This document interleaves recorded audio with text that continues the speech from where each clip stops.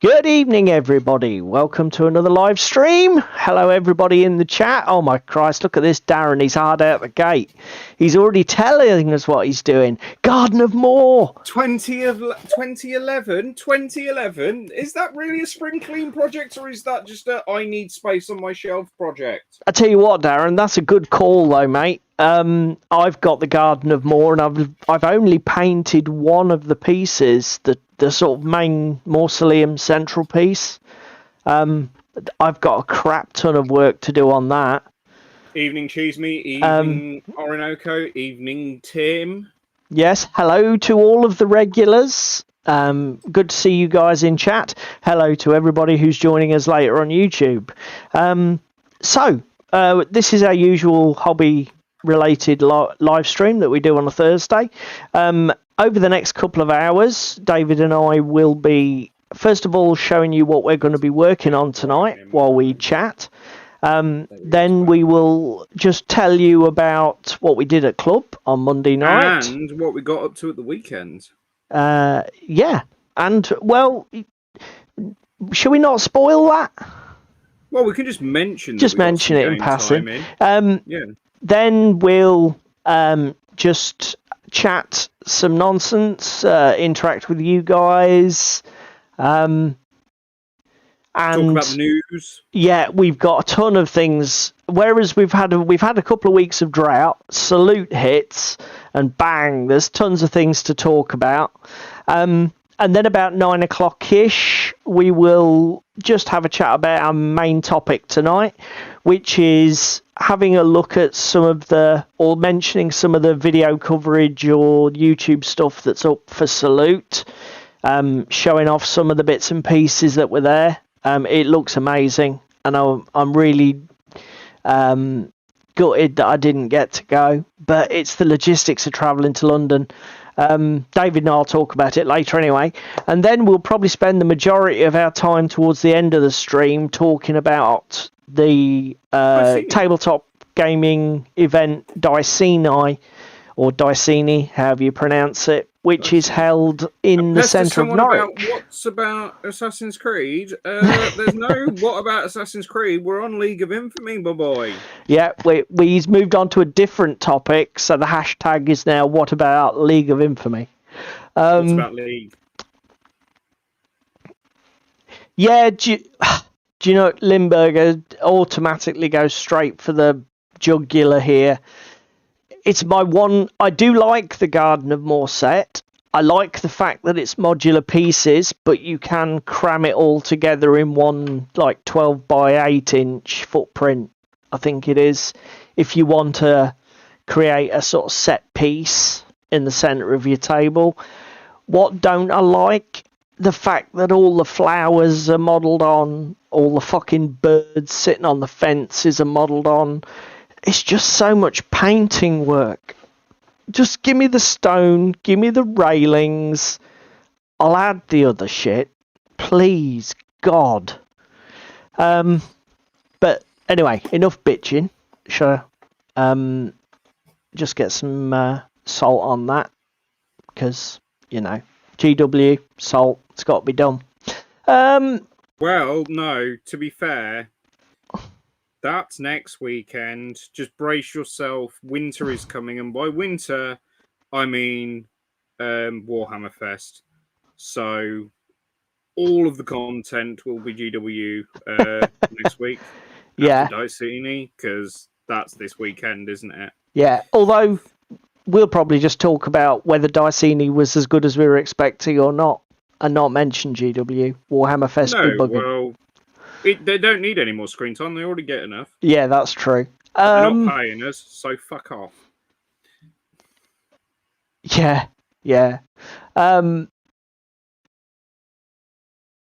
Oh, he's got a few mantic creepy dead trees on order to go with it. I don't recall the mantic trees. We might have a look at them if we get a chance. So, do you want to go first? Hello, Crispin. How's Texas? David, Crispin's just broken his Anycubic photon cherry. How did it go, Crispin? Oh, Crispin. depending on what you want to print, we might have to touch bases, my man. Because I'm sure I've got stuff that you want, and I'm sure you will probably have stuff that I want. Cool. So we shall apparently, have to touch bases at some point. Crispin says apparently it all went well. First dip. DLP, probably. Oh, first DLP. My old eyes, I can't read the screen. No, that and you haven't got the fucking foggiest when it comes to 3D printing. True. This is a very true thing. 3D printer go burr in your eyes to fucking mention a meme that's on the internet. Now, David and I are trying something a little bit different with David's camera feed. And yes, tonight we will go to Firefox and I will not be interrupted or stifled. We hope. And I'm guessing everybody can hear David because, yeah, they're all responding to you. But I did notice David's audio is clipping a bit high. So apologies if everybody's getting deafened occasionally. We will. No, we're using OBS Ninja, Limburger. Sorry, I'm a little shouty. So we will. If I have to put a noise gate on his feed for future episodes, I will. But if you guys can just let us know how the relative volume is, then that's really helpful. All audio is a bit clippy. Okay, thank you for Limburger. We'll look at that. Skype instead of Discord.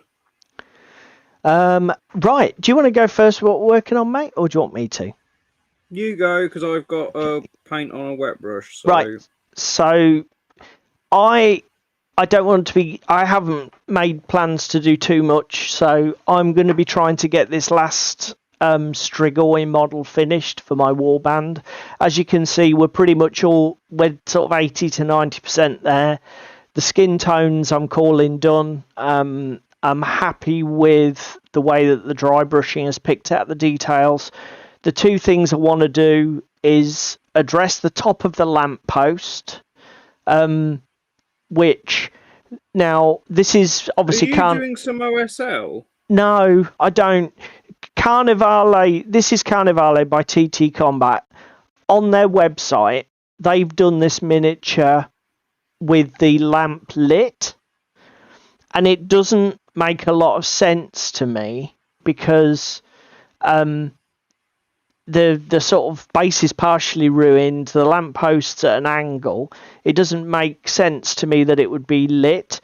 So what I was going to do was paint it black and then try and do like a reflection of glass, just sort of like a grey highlight reflection on each of the panes.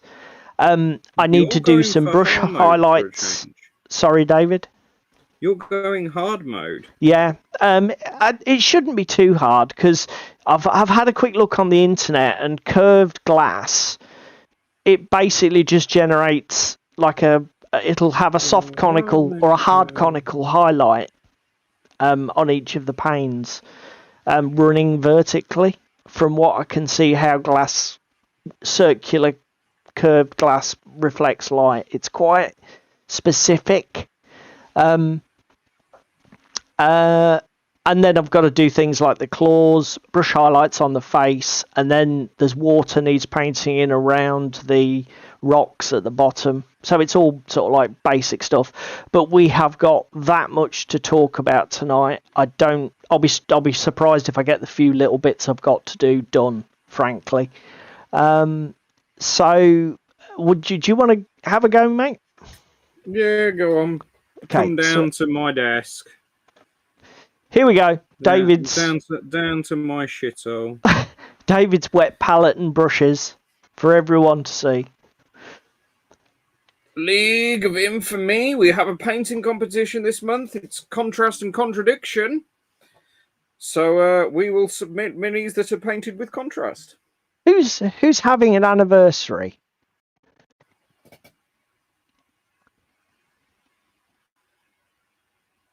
Thanks, Darren. Yeah, they are. I love them. I love the minis. So we have some Dayglow fucking armor to fix as well. Oh yeah, that's a bit intense. Congratulate. That's a bit scary, Crispin. You're freaking me out now. Because, bizarrely enough, today is my 27th wedding anniversary.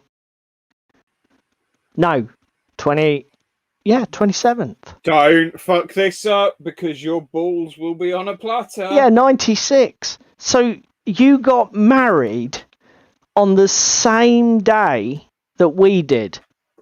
27th of April, 96. That is pretty fucking freaky. I do not know what the statistical odds on that are, but that seems freakish. 365 days. Yeah, but it's the same year, man.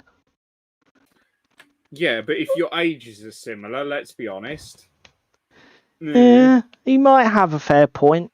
I mean, if I had been married in 1997, I'd have been 2 years old, and that's technically not marriage.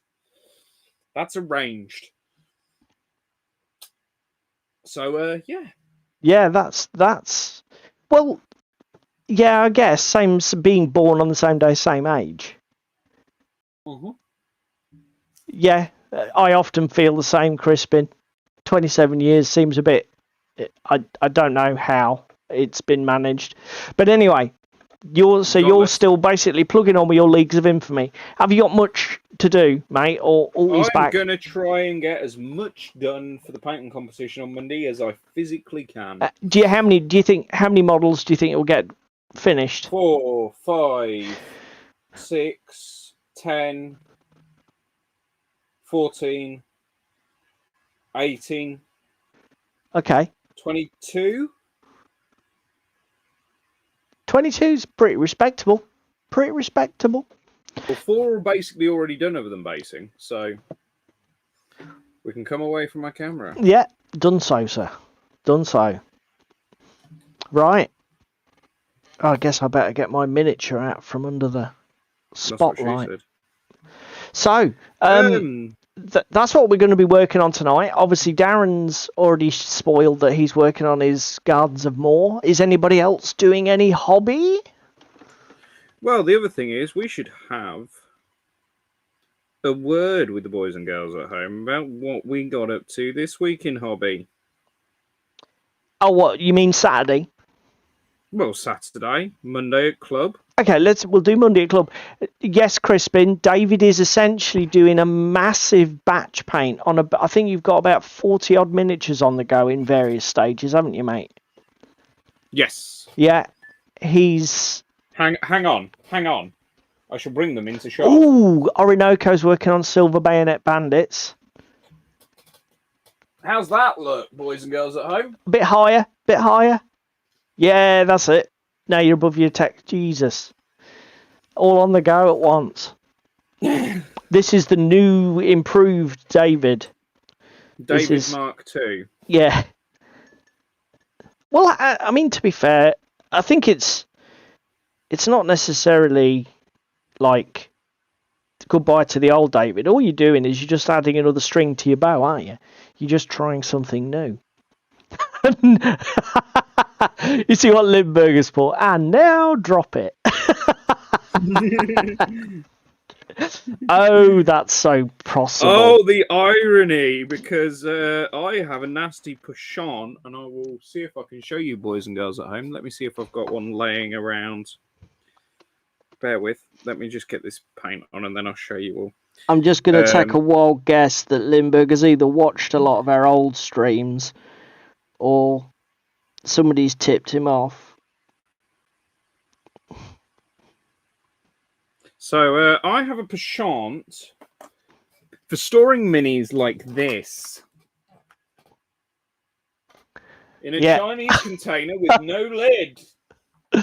Yes. I may have accidentally dropped some minis at one point and massively smashed their faces in. Yes. It has definitely been done at club where David has pitched a ton of minis on the floor. Pitched my 3D printing Halfling Blood Bowl team all across the floor. And there is still an injury somewhere on the side over here. My only injury, and I'm not bothering to fix him because fuck that for a game of soldiers. Quite literally. You're not even attempting it. I'm not even going to reprint him and paint him. Who needs 16 halflings? Was he really badly damaged? No, he's only lost a leg. It's just that his leg shattered into a million pieces, so there is literally no way of putting it back together with glue like the other fuckers. He's beyond $6 million. Right, club this week. Let's go. Okay, so at club this week, David and I had a go at Necromunda, didn't we, mate? Yes. And that rule book can fucking do one. I have got a little screenshot. So this was our table. So why don't you share with everybody, because this was really your direction, wasn't it, mate? Yes. You wanted to give it a go because you've already played it once. I played a game, played it on Zone Mortalis. You've played a bit of it in you, and you said, "Oh fuck it, I'll give it another go. I've got some minis for it."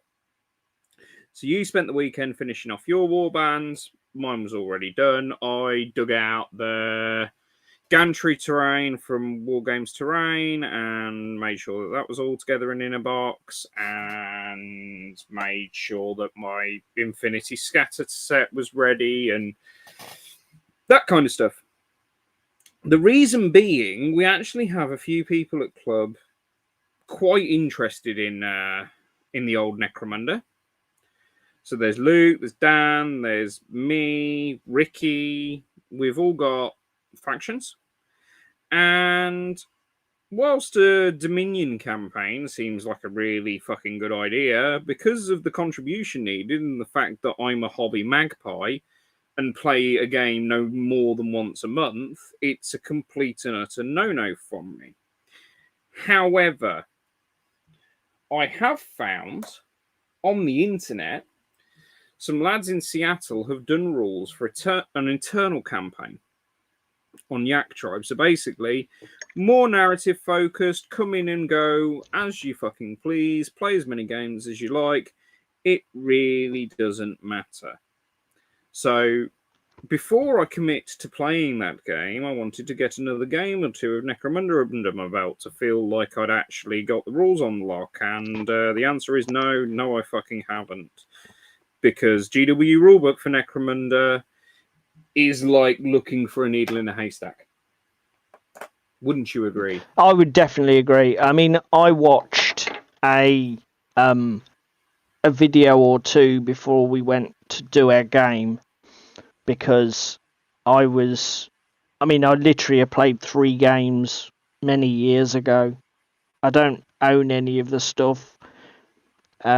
And I was sort of like piggybacking on other people. But Jesus Christ, trying to... Yeah, we'll come to that, Darren.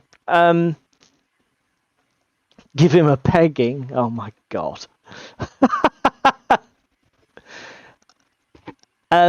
Crispin, David backed the new Dungeon Saga, didn't you, mate? Yes, I did. So we will be playing that. I missed out on Zombicide because I fell asleep last night, and I'm kind of glad that I did because I would have spent way more money than is socially acceptable. Yeah, I must confess I don't necessarily feel bad for you. I think,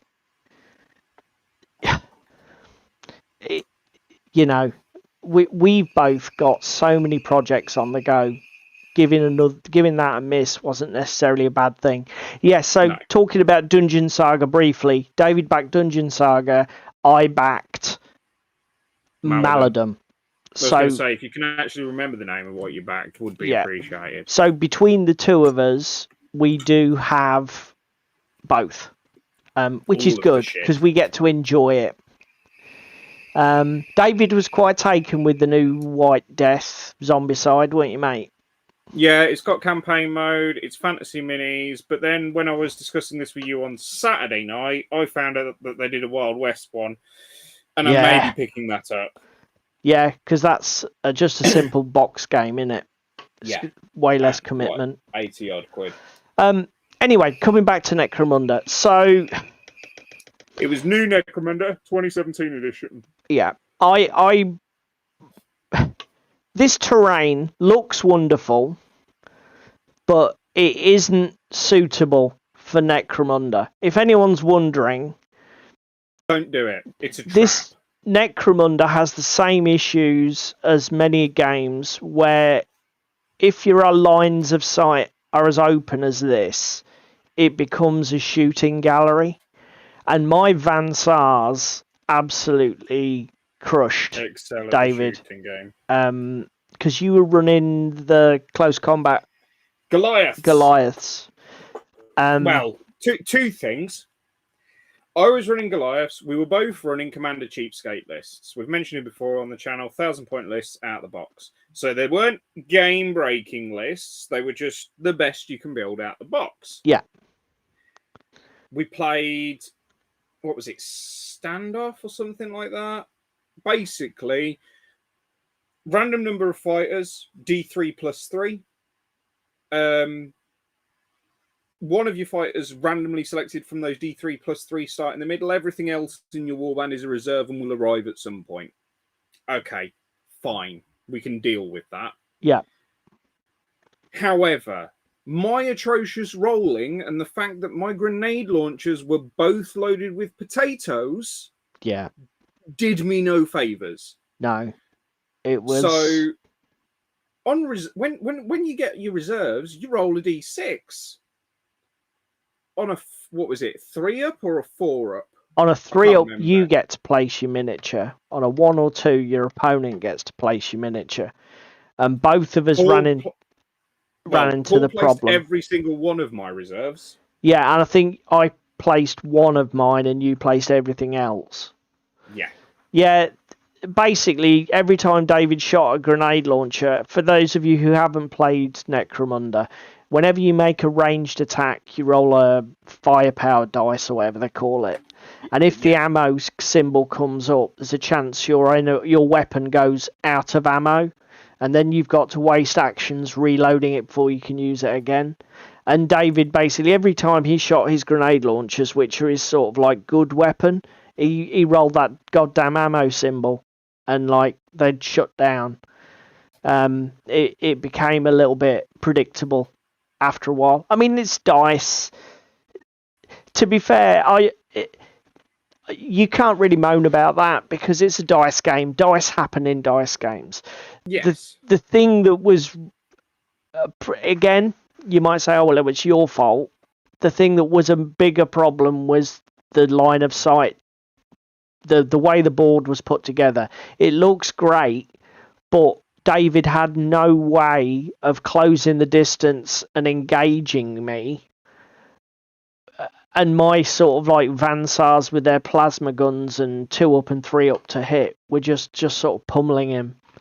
And again, with the N17 rules, the second you get hit, what do you do if you survive the hit? You still go down. Prone. Yeah.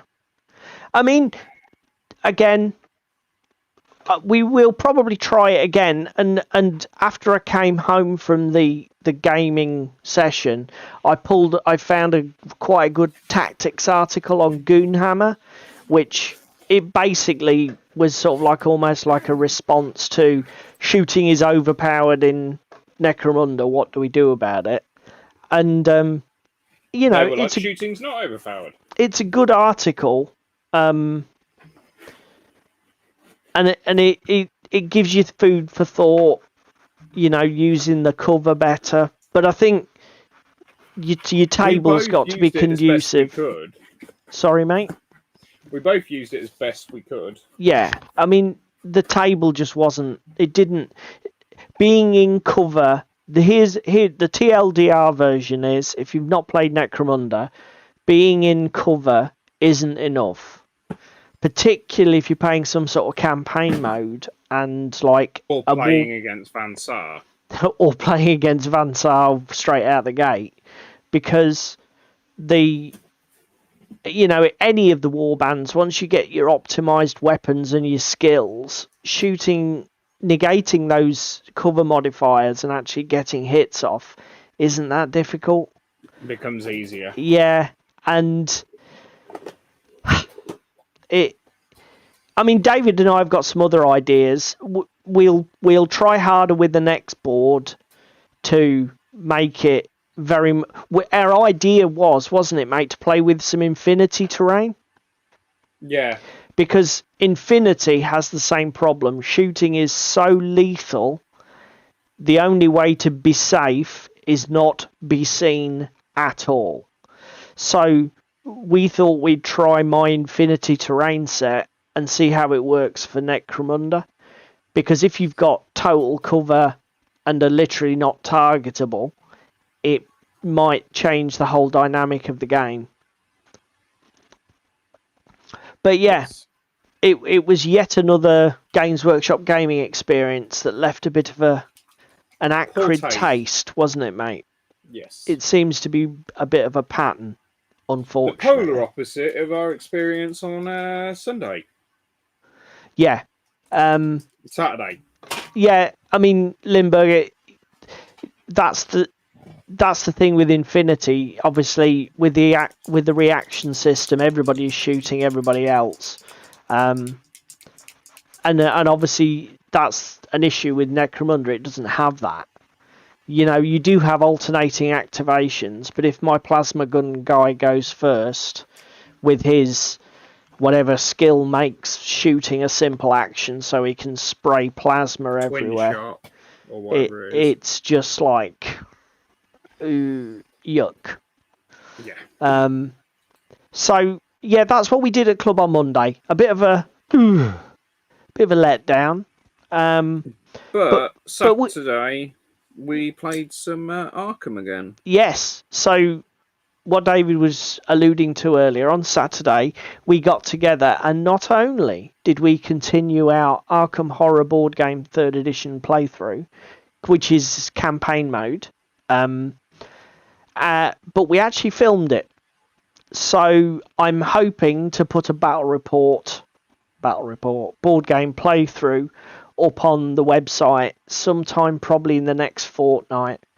The website? You mean fucking YouTube? YouTube, you know what I meant. Up on YouTube sometime in the next fortnight. It's obviously the first time that we've done a Arkham Horror board game playthrough, so I've got all the visual assets to prepare for it and think about the screen layout and stuff. But all the footage is in the bag. Although we did have a bit of a touch cloth moment where we had a corrupted video off my mobile. It's like, don't tell me we've just wasted the entire evening.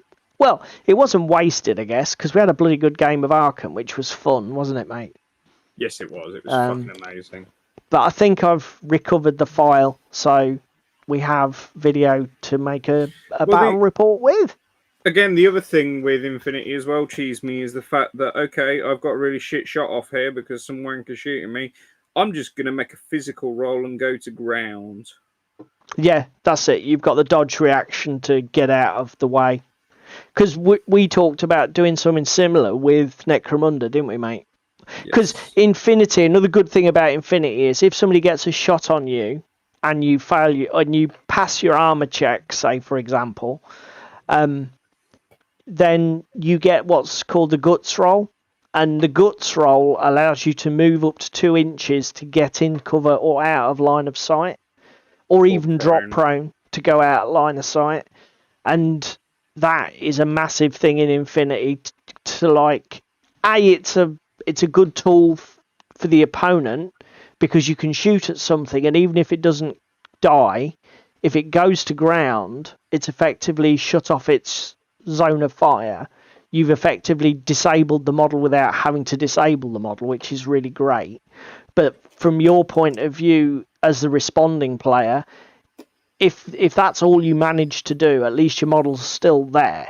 So you can spend orders on it in the future to and when do you spend something with those it. Orders, it costs you nothing to stand up. No, you just stand Whereas up you for can free. only take certain fucking actions when prone. Yeah, I mean, that is another massive difference with Infinity, where you can change from prone to standing as part of a simple move order.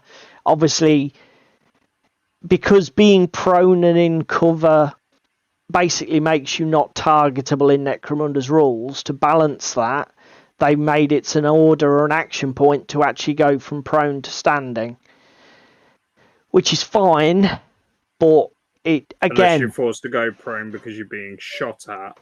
if you're the close combat guy, you're having all of your actions taken up by laying down, standing up, laying down, standing up, and you're not actually moving anywhere, which is a bit of a problem. Or you're taking the charge action constantly and adding D3 inches to your movement 4. Woo. Yeah. And then getting shot at and going prone again. So, I don't know, do any of you guys play Necromunda? Do you have anything to add in the chat? No, like I say, I thought it'd be fun to try for a change. And we are going to try it again. But it isn't necessarily at the top of the list of things to play. It's just that, again, it's been mentioned at Club about getting some long-standing campaigns, and at Club there is a fair few lads that are GW. So therefore, rather than roping them into like a Frostgrave campaign, we'll dip our toes in a GW campaign. I mean, I don't know how you guys find it, but the truth of the matter is it's always easier to recruit people for Games Workshop products than it is anything else. It just remains that baffling truth that for some reason, you know, everybody wants to play the Games Workshop games, which, having played a few of them, makes me wonder why. But still, that's us and that's them. What is the time? It's time. It's only 12:15. 8. 12:15. Your body clock's off, mate. Yeah, your point being? Just check the Assassin's Creed alarm clock. It's not the wrong time, is it? Yes, it is, actually. Right. Yeah. Yeah. Yeah. Did you enjoy it back in the 90s? Darren played the original. Space Weirdos and Stargrave. Do you know what?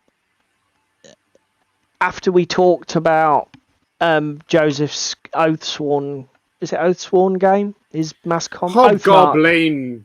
No, Joseph's Oathmark. I don't know. There's that many lads with many different gaming systems. Hobgoblin was the Gaslands guy, whatever his name is. Yeah. We wonder why we don't play all of Joseph's games, because they're just bloody good games. Yeah. You had fun with it. Thing is, it was a different era for gaming. It was pretty much like when we played our first edition Space Hulk, Darren. The nostalgia factor was massive, and it was just enjoyable because, yes, it was random. Yes, it was really spiky with the dice, but it didn't matter. It was just enjoyable gaming. Do you know what I mean? Yeah. So come on, let's At the end of the day, you were chucking dice and having a laugh, weren't you? And not worrying about it too much. Whereas, you know, some games have become a bit tough with investment now. In a way, games that are too slick, you can take it too seriously, and yes, that's you a can problem. Suddenly become very what's it called? I don't know if competitive's the word, but you can become very obsessed with how good and clean is the game, instead of just having fun with what it is. Anyway, before we go on a rant, news. So this is one that you've pulled up a couple of times. Where are we starting? Ghosts and Pirates Armada. Yes. So new factions coming to Armada. So we have ghosts and we have pirates, and I absolutely fucking love the decision Mantic has taken with this. Of okay, you're building a ghost list. Take your whatever faction you like, build a list like that, paint it ghostly colours, deal with it. And the pirates, similar vein. However, take a model from every faction because the pirates have just fucking nicked everything. Absolutely awesome. I'm looking forward to this Seas of Dread supplement. I'm probably going to pick it up at UKGE because I bought some last weekend after stream and it had arrived on Saturday. So I now have bonus dwarves. So I have the booster fleet for my dwarf fleet, and I now have the mat and the rulebook myself. yes, and the tokens and dice. Yes, Limburger pirate fleets. And it's like David's just said. What they've done is quite clever. They're not introducing a new faction. They're just simply saying, take miniatures from the existing ranges and throw together ramshackle fleets of random boats, and you basically just get to copy and paste the profile for the ship, but you have different upgrade cards for the different. So like the pirates have different upgrade cards to their home faction. Like, say, for example, you're running a pirate salamander ship. You don't use the salamander upgrades. You use the pirate ones. It's a really clever... Same goes for the ghost fleet, like David says. You think there's some models that look cool in the range, just pick and mix and create fleets of dead ghost ships. It's really cool. It's such a clever idea to expand on the playability of their game without actually introducing a ton of burden. It's a very clever idea. I hope it works. I mean, the supplement book is Seas of Dread, and in it it's got FAQ and errata for the main game, the Trident Realms background, and some rules for sea monsters. I don't know if it's.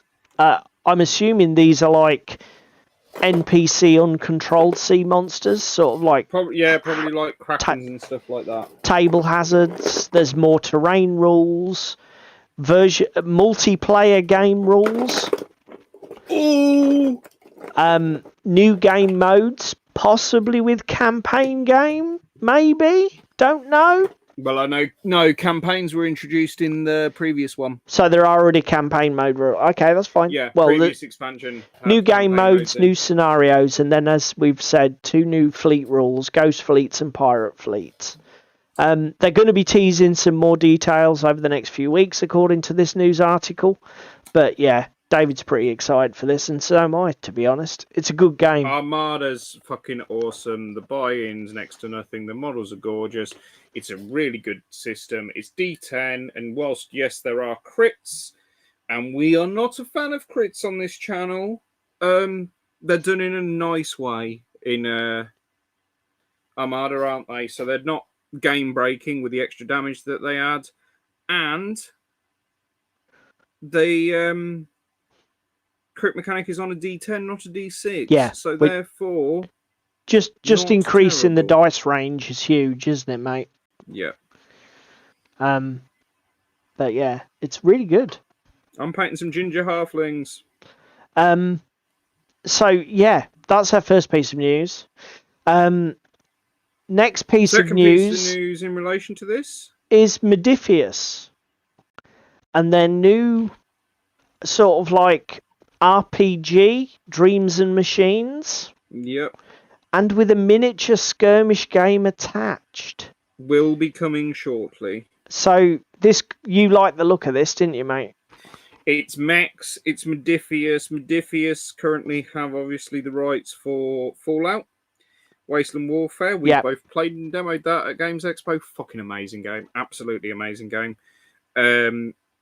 And the Elder Scrolls minis that those guys produce, whilst I'm not an Elder Scrolls fanboy, they are very nice minis. I will give Modiphius that. So I don't know if this world is a custom creation of theirs. Evira Prime is the world. I think it is. I don't think it relates to like a board game, a board or a digital game or anything. Yep. I do believe it's all done in their own style and vein. So it'll be nice to see what they can do with a bit of creative license rather than following on from obviously what is provided usually from the studios. Yeah, because I mean, both of their miniature games, Fallout and Elder Scrolls, are both under license, aren't they? So Yes. if maybe this is them sort of like trying to create a freestanding something that's just theirs, but it looks good. And again, mechs. Yeah, mechs is definitely box ticked for you, isn't it?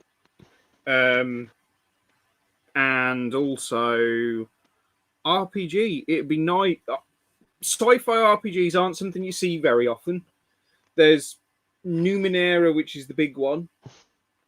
And then like Pathfinder and 5e tweaked for sci-fi settings. But that's not the same, is it? Well, you've got Traveller, which is hard sci-fi, isn't it? Yeah, but that's what I mean. Like compared to your fantasy, or like Call of Cthulhu and that kind of thing, because I still group them in the same because they're historical. I know you can obviously go to the future with them and the past and whatever, but I'd like to have the option with my miniatures game of if there's a RPG that goes with it to do it kind of thing. I mean, and it is something that has excited me about like the Fallout line.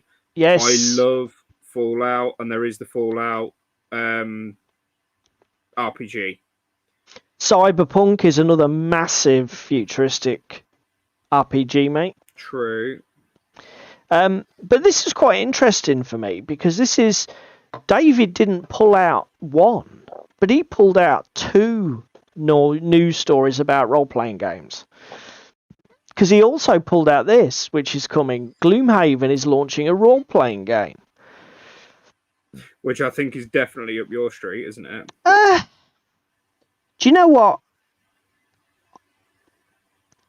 It makes total sense because the guy's done so much work in developing character classes that have got their own flavour and that for his board games.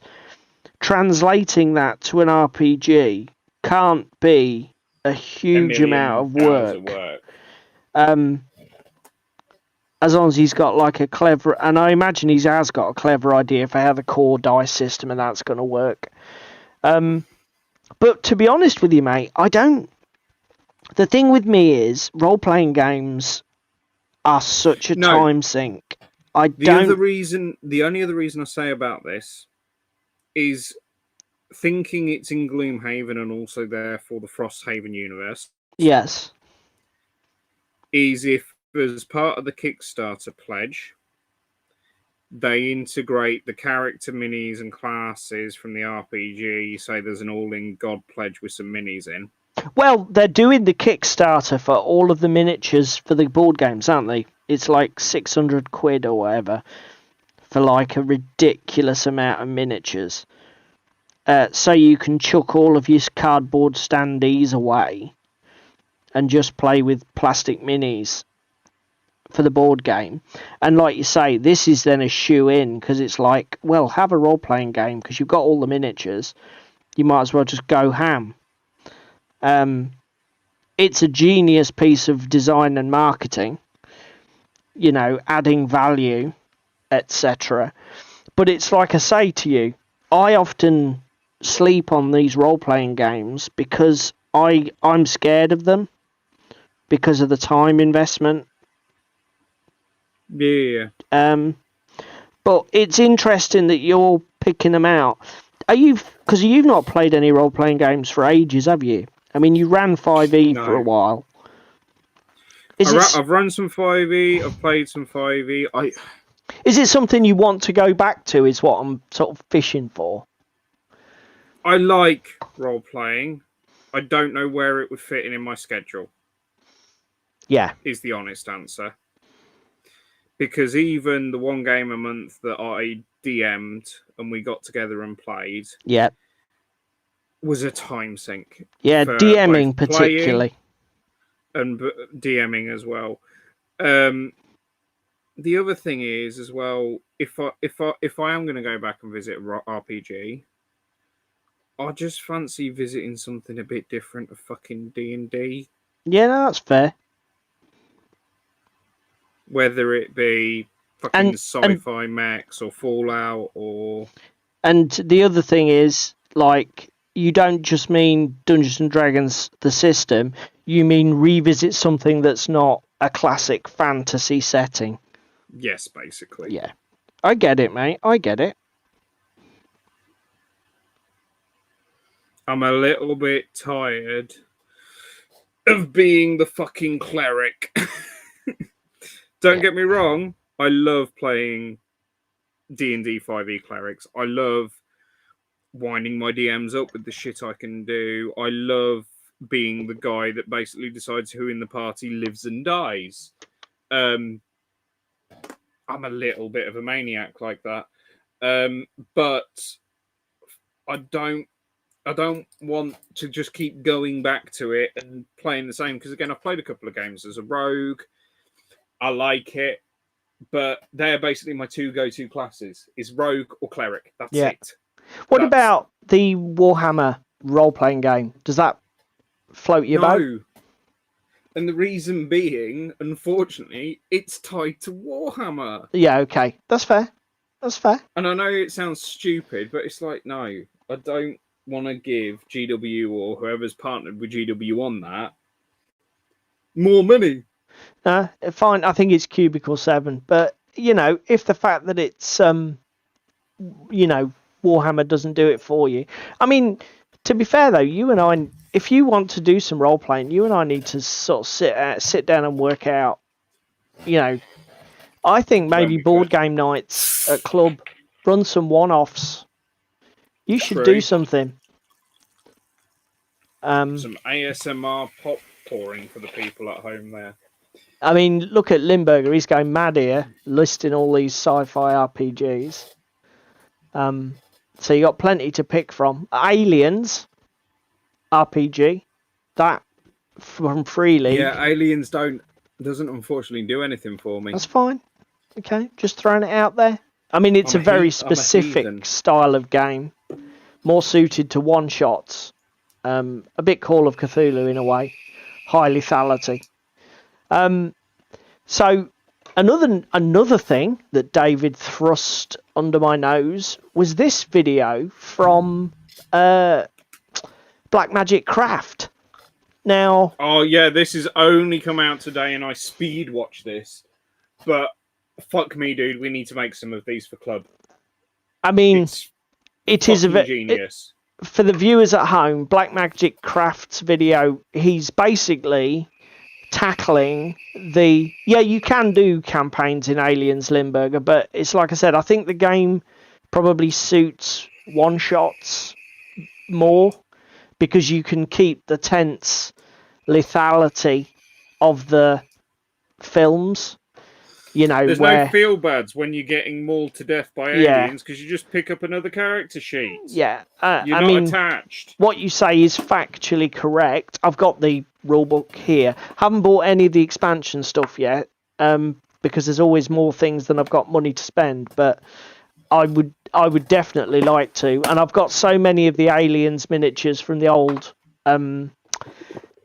AVP mini war game that it would just be a shoe-in to play it as an RPG with minis.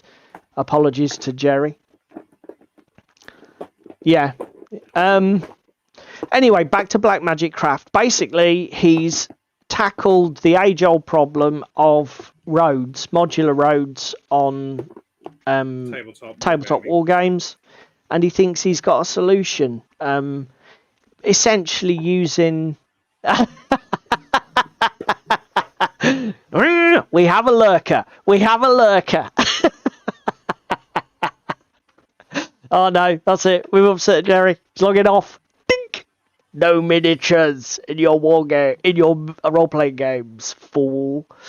Anyway, yeah, Gerry would also be triggered by fucking Mansions of Madness and several other games that we all love. So we love you, Gerry, but to be fair, this is a good one for Gerry, because Gerry is the sort of like guru who makes all of the hobby tips and tricks videos at OTT.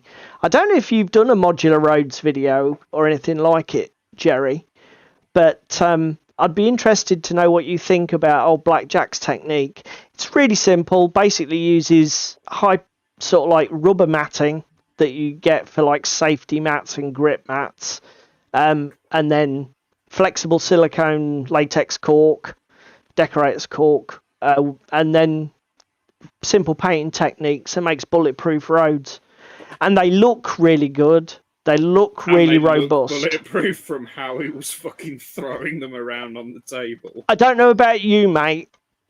Gasket, rubber and corking. So Gerry's already done something very similar, yeah.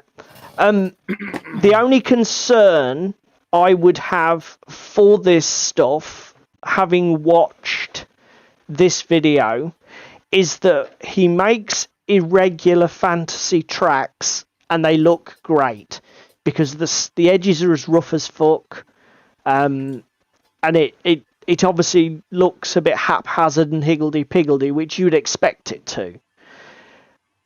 When you want to do sharp-edged tarmac roads, to cut those sweeping curves beautifully clean, I'm not so sure that his technique would transfer that easily to making that type of product. Is my only pushback on this. Counterpoint, DZC Matt already has fucking roads built into the terrain. Yes, but... Infinity, etc. Yeah, we don't have any roads for club that are even for a fantasy setting. No, tracks. No, and... to make, or even for our own collection. I'll be honest, even to make a black tarmac version of these, for club terrain, this is like, because he literally is chucking the things about, screwing them into a ball, chucking them down, and they seem bulletproof. And this is what you want. Well, again, even those with limited storage space, just bundle them up and squeeze in the gaps of your buildings, etc. He basically just cut them with a standard craft knife, Gerry. So, I mean, he didn't take a lot of time and care. And I imagine cutting straight is a piece of piss, because you just get a metal ruler and do that. Whoosh, job done. But I'm thinking of like, you know, if you're talking far future, when roads are built, you know, arrow straight, perfect, clean, razor sharp edges, all made by machine, you know, then carpet blade is the way to go. But as I say, I think obviously David and I will probably try and do some for club, because we've got reasonably good rivers, but we haven't got any kind of roads, and they would enhance so many mats that it's probably worth having a go. We'll have a look at that. Anyway, what else did we have in the news? So this is David's been on fire this week. I've been doing fuck all, frankly. I've just sort of been sitting on my ass. This is David's news section. Yeah, this is David. David tells the world. So he also sent me this. Now, I'd never heard of Gerry, this. Gerry, look away, avert your eyes. So this Warhol is basically an online app for playing war games. So think tabletop simulator, but it's essentially designed for wargaming. And also works on your mobile phone. Yeah, and there's Windows versions and I think Mac versions. And the screenshots look fucking amazing. I don't know what sort of level of PC you've got to have to run this shit, but it does look very good. Now, fair warning, I haven't done any digging into this at all. We haven't had chance to tinker with the app or try it. It does have a free version, but then there are subscription plans. If I just click onto this page, so and it shows the two versions side by side. But I don't really know what you're getting with Pro. Again, disclaimer, we haven't played this, so no fucking idea. Oh, it looks like the graphic quality is massively boosted on the Pro version. Looking at this, that's one of the main things you pay for. But frankly, who gives a shit? I mean, it still looks great at a distance, which is what you want. Who's going to be zooming in like this? But yeah, I think it's cool. Definitely worth having a look at. I saw it was as probably shown at the very top of the article when Paul pulled it up. Is right. The fact that you can play Armada on it. Yeah, obviously they've got the Armada model, so I imagine they've come to some sort of arrangement with Mantic and got Armada on there. Gerry says, tried it, wasn't impressed. Graphics are balls and the gameplay was awful. So, gutted. All our dreams crushed. Or he's just saying that because he's envious of the internet. I don't imagine Gerry's envious of anything. Contemptuous, yes. Envious, you're probably stretching it. Anyway, Gerry, what the hell are you up to this evening? Yeah, are you hobbying? Oh my god. Yeah, Gerry...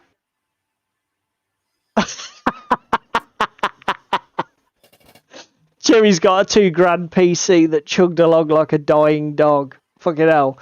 I bet it would be an interesting experience on my crappy old Chinese Android. Painting World War I French. Nice. Is that for any particular game, or...?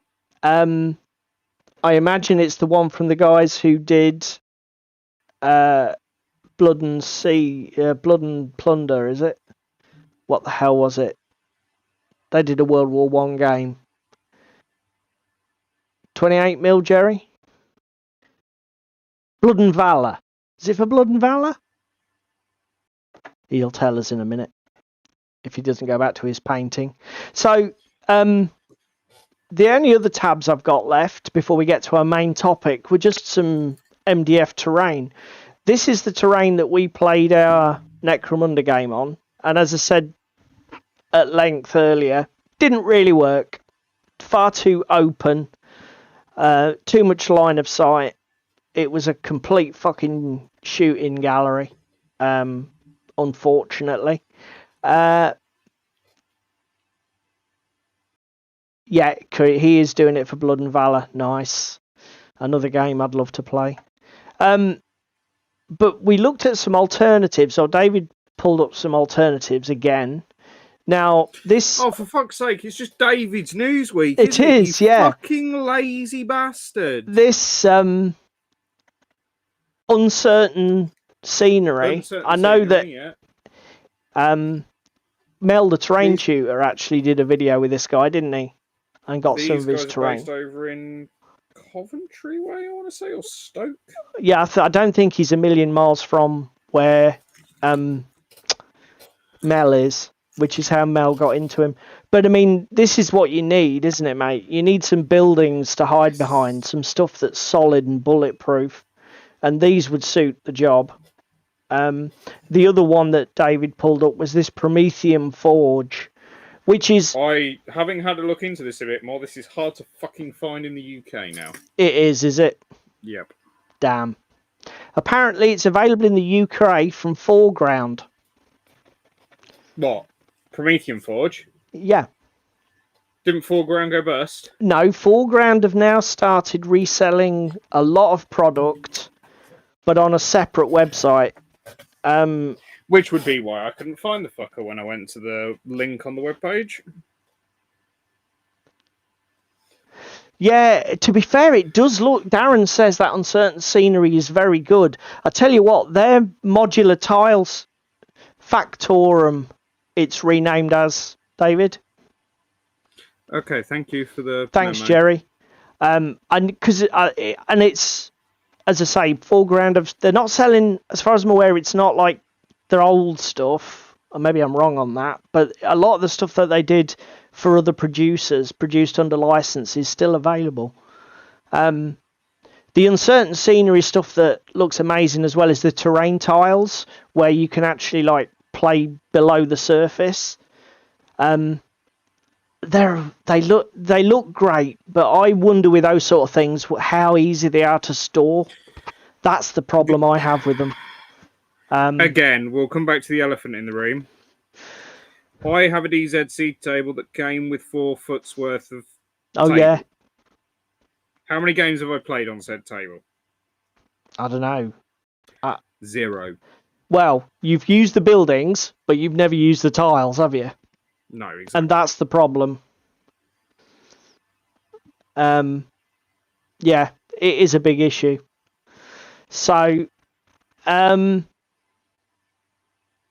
I say though, this Promethean Forge is better, I think, because it's got solid pillars. Yeah. Because that stuff that we played with, everything, all the levels and layers are open. And because we discussed, David, 3D printing some pieces to go down the centres of these platforms, because they've actually got holes in them. And if you could plug that gap with like a solid core and create some central cover, this terrain would immediately go up 10 levels in its functionality and its effectiveness for a game like Necromunda, I reckon. Kill Team as well. Although, yeah, the Kill Team, because Kill Team is designed as a shooting game, I've not really experienced issues. I think there are issues with balance of factions against each other, but it's more to do with activations. From the little bit of Kill Team I've played, I haven't really thought the shooting's overpowered. I've certainly thought this warband's shit. It needs better rules. But as I say, it's not a terrain thing. I think it's like a warband thing. Where's your news then this week? What news have you got for us? None. That's it. It's all you.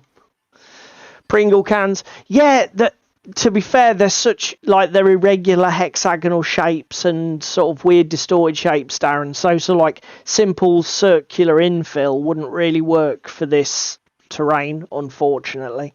But it would be the work of minutes for somebody who's a bit CAD smart, like David here, to come up with, an irregular shape that would fit them.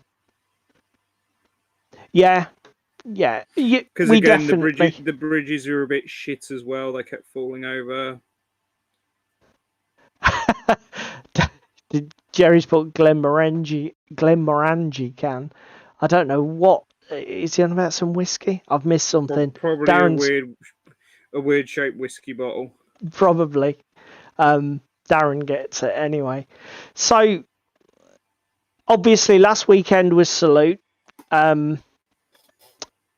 And these guys, whoever they are, no fucking idea. Main topic o'clock, isn't it? They did. It is. It's 9 o'clock, so we're going to start talking about some cons.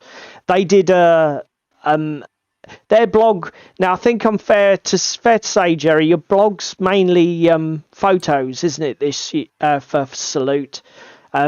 I did watch your intro video, and Gerry says there was 94 tables or something. What, gaming tables? Yeah, 94 gaming layouts at the show, hell. Which I was... is excessive. And then poor old Ben actually says that he's got the job of going around photographing them all. And...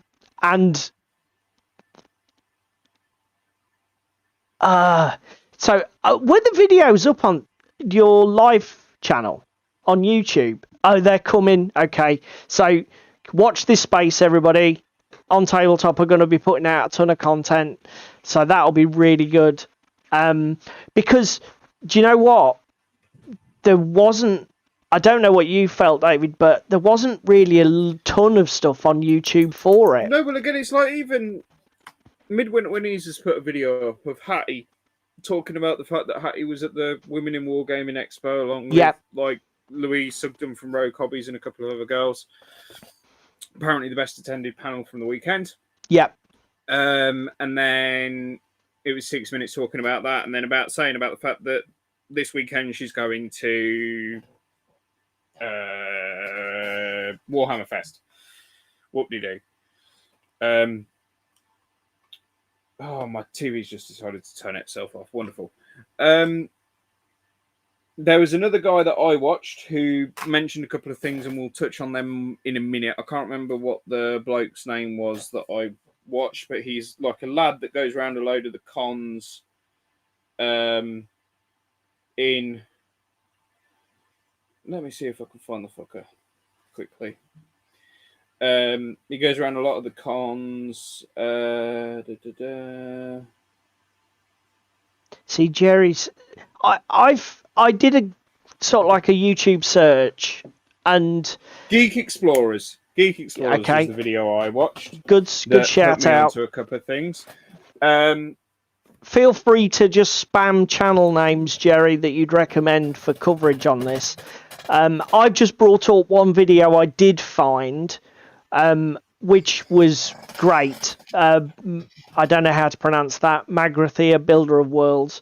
This guy took a massive Burrows and Badgers table, and a lot of it is focused around speaking to Michael Lovejoy and Burrows and Badgers, but he has shots and interludes of some of the other tables, which is really great. It's a nice watchable video, about half an hour, so there's some great pieces on this. And I did see a couple of other videos, but they're all like 10 minutes. And I tell you what else there is. There's a lot of compilation videos of people just doing stills. Okay, Storm of Steel. I do follow them. I'll check theirs out. Thanks, Gerry. Good shout. There was somebody else that I watched. Not watched later. But I tell you, I really wish Miniature Adventures. Cool. Thank you, Gerry. Look at this. What a legend this man is. The tables looked amazing. Because Mel did it a couple of years, where essentially he just literally did a video of a walk around of Warspite. And now then, I started watching Warspite's video, but I ran out of time earlier because it was my wedding anniversary and me and the missus went out. So I'll go back to that one. It's a fantastic table. It's beautiful. His board, it's just definitely would make you want to play on it, whatever gaming system. There's a fantastic Mordheim board that he covers in his video as well, which has got like a huge built-up hillside with like the meteor smashed into the side of it. There was a really nice on Geek Explorers channel, I think it was. I saw a really nice table for Space Hulk. Ooh, really nice table for Space Hulk. That was all 3D and everything, and used like the Purple Sun endless spell from AOS. Yeah, as like a terrain piece in this vat of green goo. It was awesome. Yeah, that was the Mordheim table, Gerry, I think, wasn't it? And then the other thing, the amount of historicals and the amount of tables denoted to historicals and thousands of miniatures, either in like Greek armor or as what's it called, like 16th century Poles versus Swedish, I think was another one that I saw today. It's like, oh my god. Does it make you want to get into historicals? It doesn't make me want to get into historicals per se, but there's just something about that massed system that we touched on about when we were discussing, obviously, me collecting a fantasy army of some description and playing some rank and flank. Yeah. Yeah, it's definitely a game mode you've got to explore. I have one more piece of news that I keep forgetting to do. Okay. Let me put my wash the brushes out. You're gonna have to go down to my camera. That's exactly what Darren's just said. That's a few videos added to my watch later list for tomorrow. Simon Miller, he did the Massive Ancients game. Gerry, I saw a table that was like 2D standees that was ridiculous. It must have been like a 20-foot table. It was absolutely insane. And considering what they were, I don't know if they looked like they were pressed out of acrylic, but I don't know if they were, or whether they were painted, or whether they were just printed paper and card, or what they were. Would you like to jump down to my camera, sir? Yeah, I can do, mate. The range in the UK. Oh, yeah. Hardhammer, German flat. Oh, they were metal.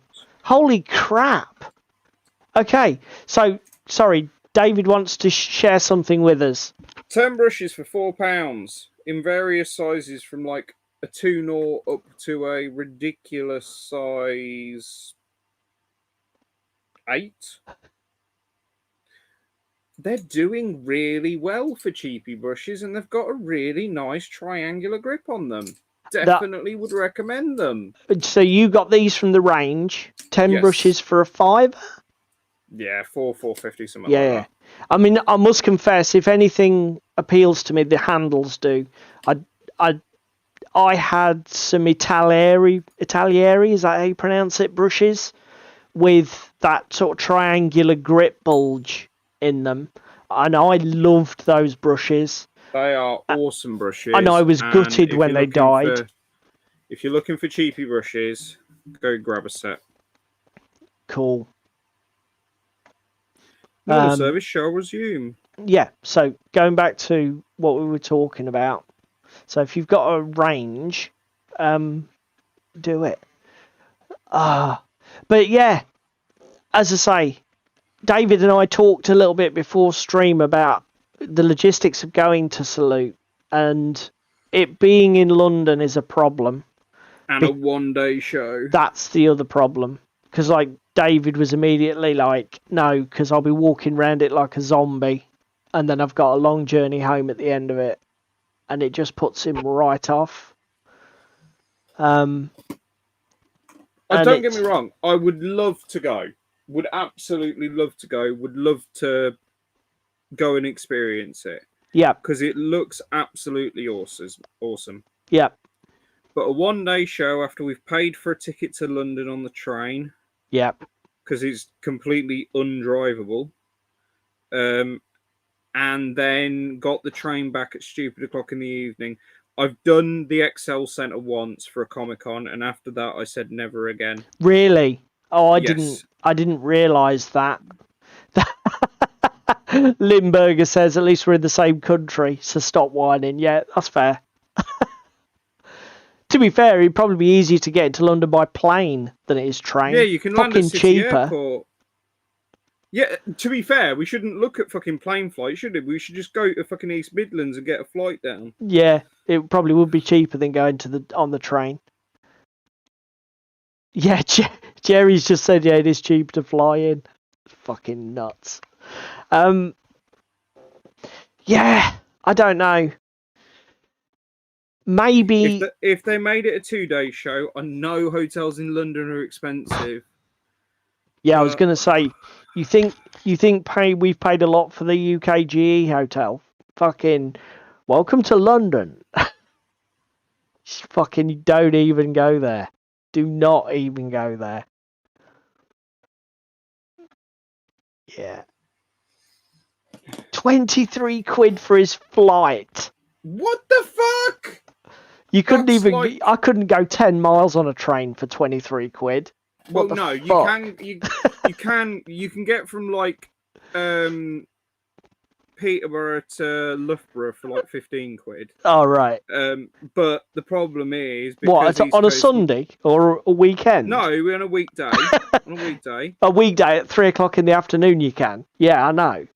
But I don't want to travel at 3 o'clock in the afternoon on a weekday. The problem is East Coast Main Line, and everyone wants to go to London. So, what's just fallen on the floor? That didn't sound healthy, whatever that was. Oh well, gloss over that subject matter.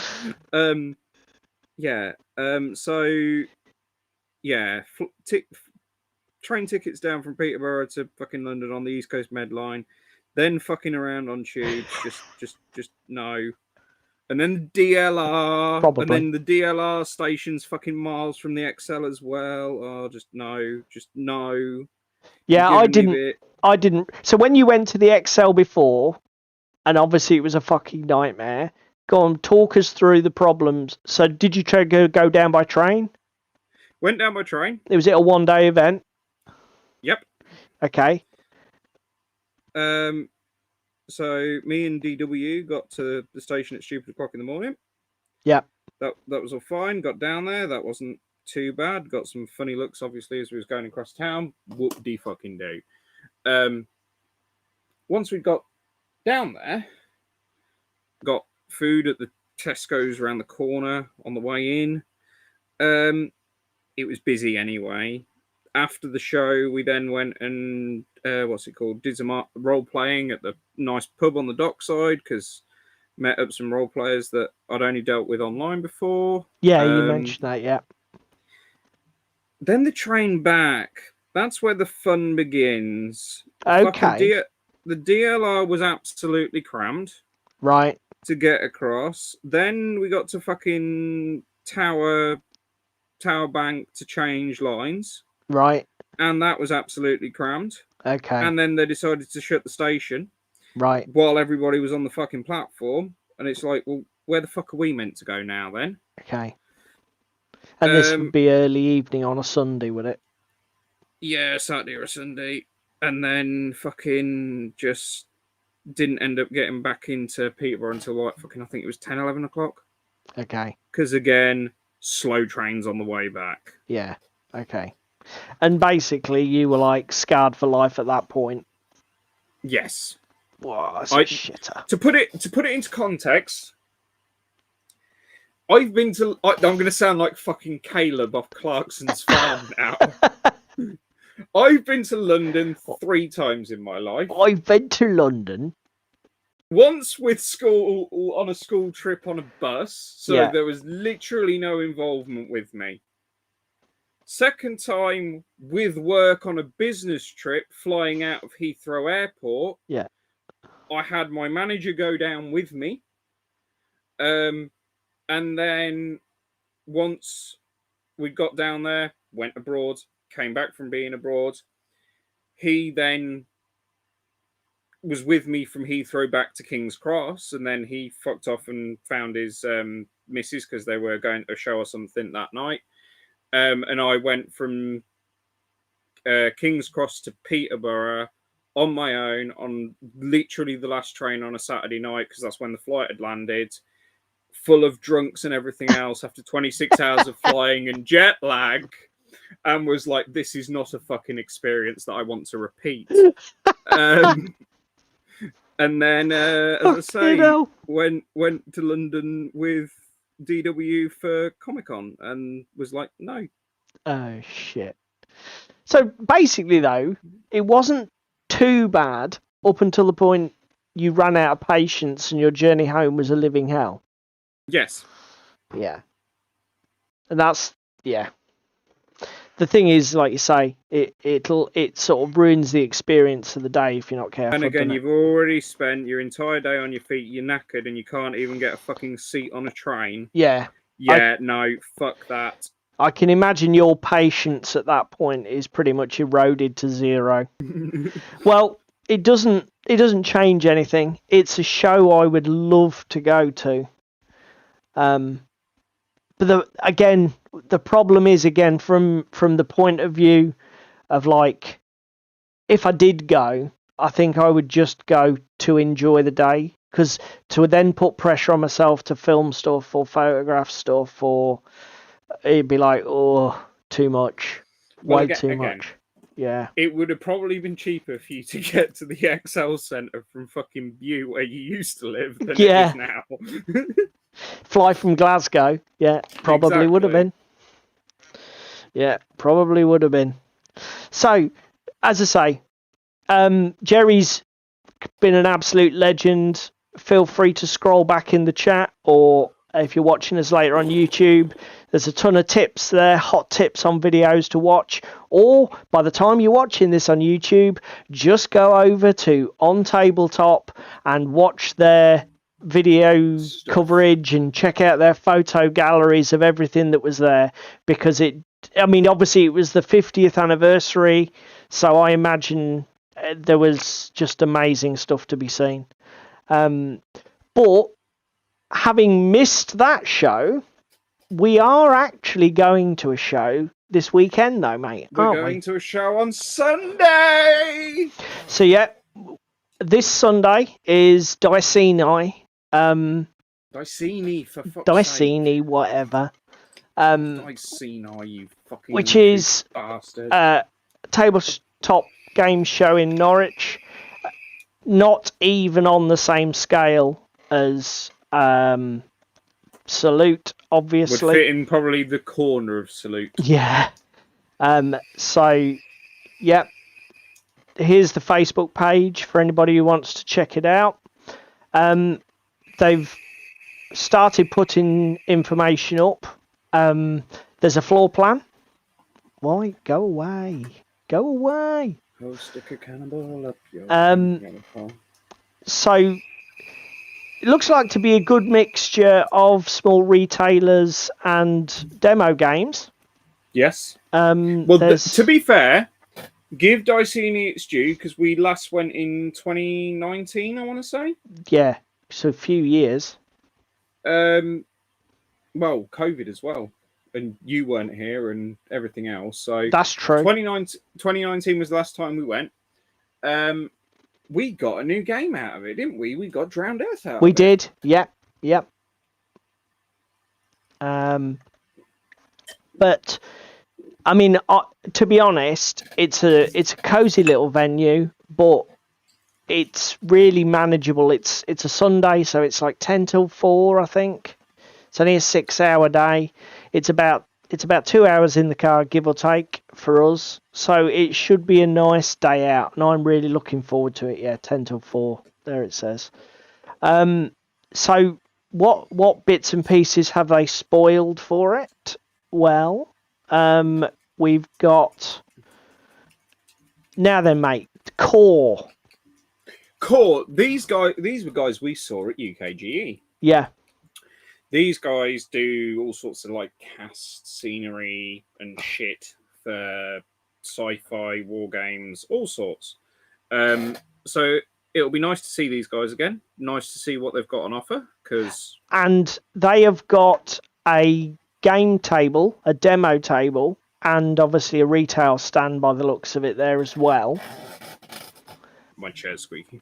And they've put some pictures up on the Facebook of their demo table.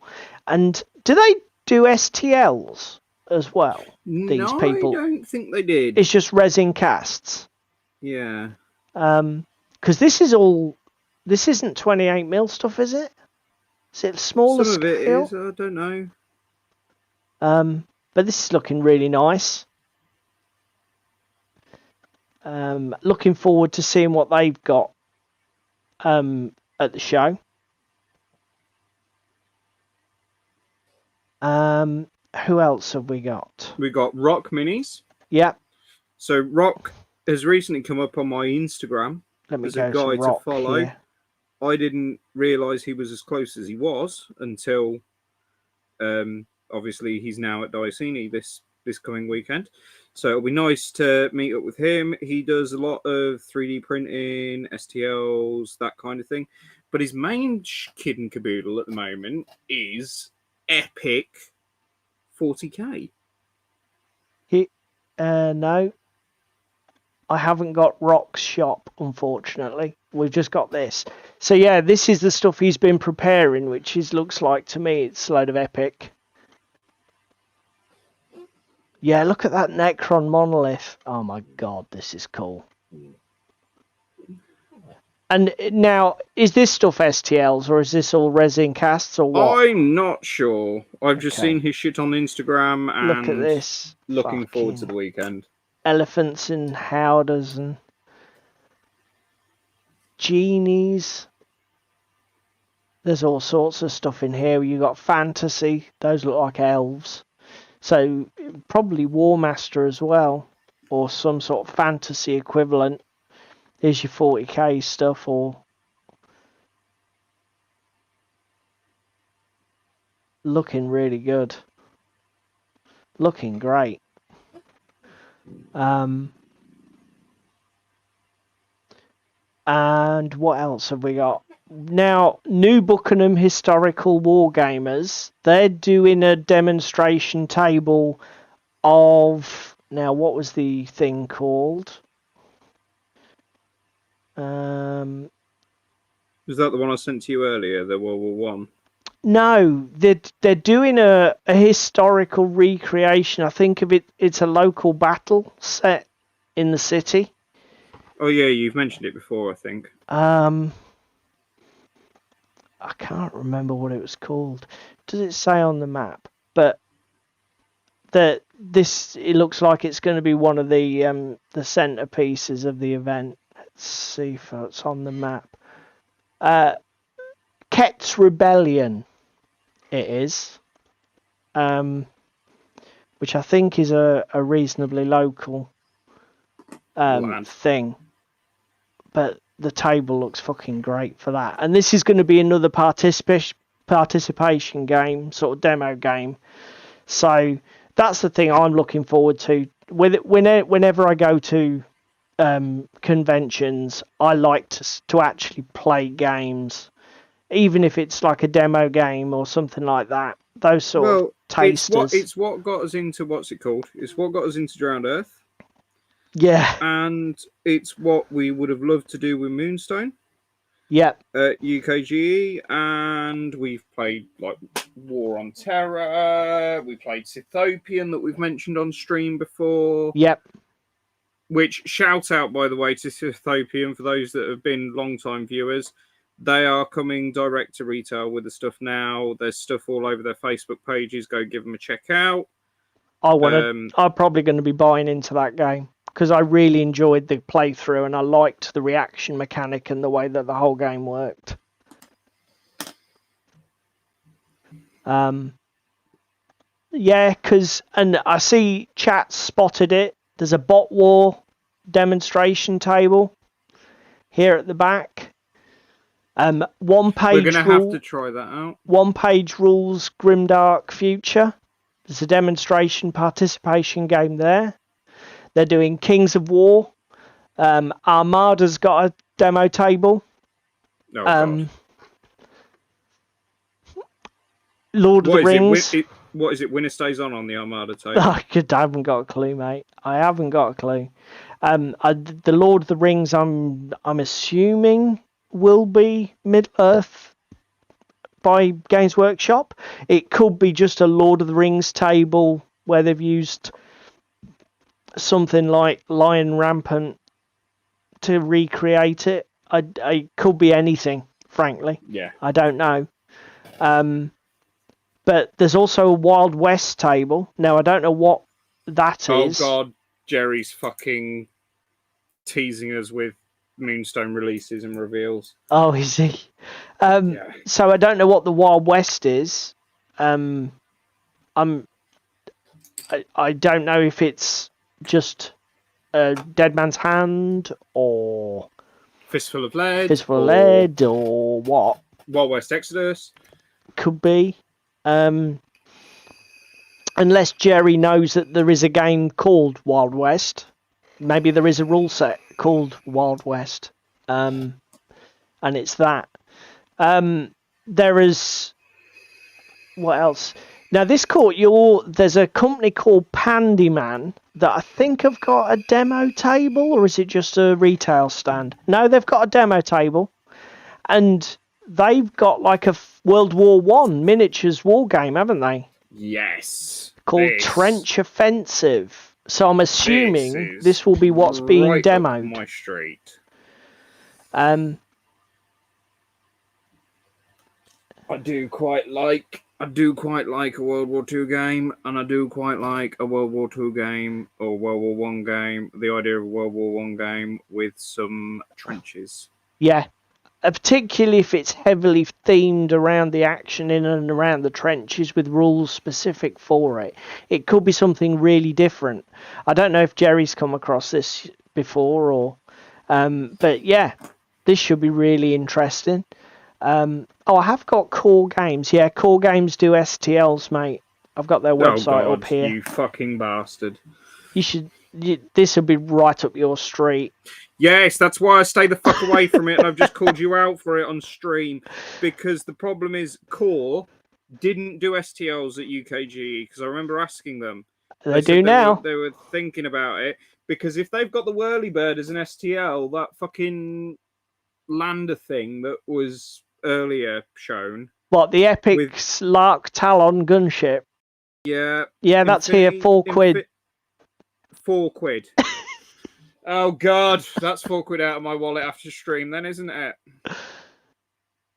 That's for the 6 to 8 mil version anyway.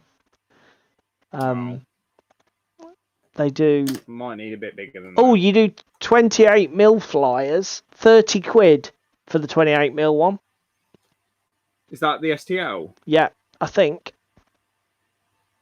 Unless that's the resin. I think that's the resin price. Yeah, no, you're right. That'll be the resin. Oh, that looks nice though. It does look nice. I did say to you about Infinity Centerpiece, anyone? Yeah, that does look damn good. I love that paint job in the red. That's cool as fuck. There's a table labeled Bounty Hunters. Now, I don't know that it's the case, but I think it might be this card game, which has been developed by this English guy. Don't know anything about it. I just Googled it, and this was the closest thing that came to a hit. So I imagine that's what that is, a demonstration table for this card game. I noticed that Parable Games have got a table, so they're no doubt going to be doing their Shiver role-playing game. So here you go. Here's another one for you, David. Another role-playing game. This time horror-themed. Ooh. So, having had a quick look at their website, I think the general gist of this is that you use it to recreate pulpy horror movies as role-playing games. Yeah. So that should be interesting. This guy's got a table stuffed by Bez. He does board games by the looks of it, or card games.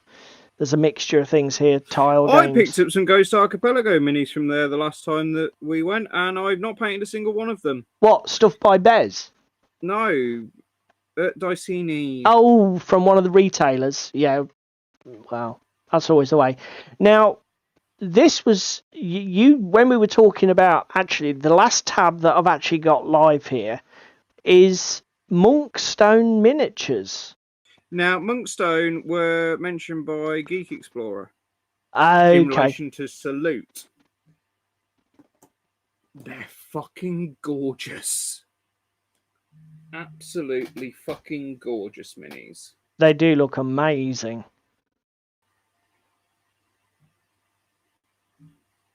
I don't know. So are these miniatures for a specific game? Or...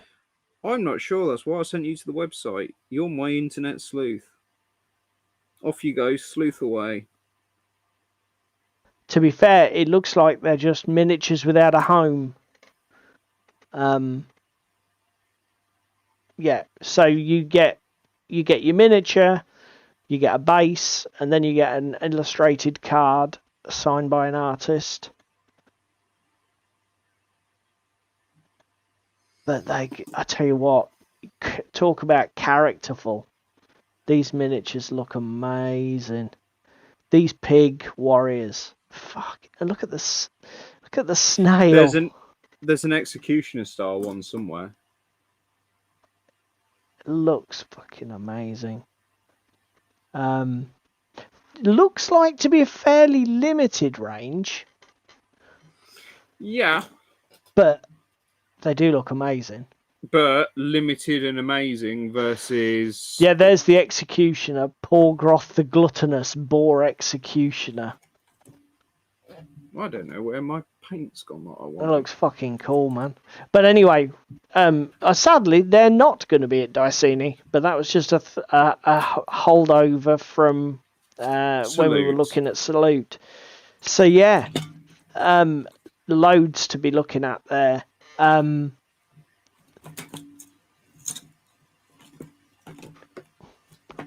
As I say, anything you're particularly looking forward to, mate?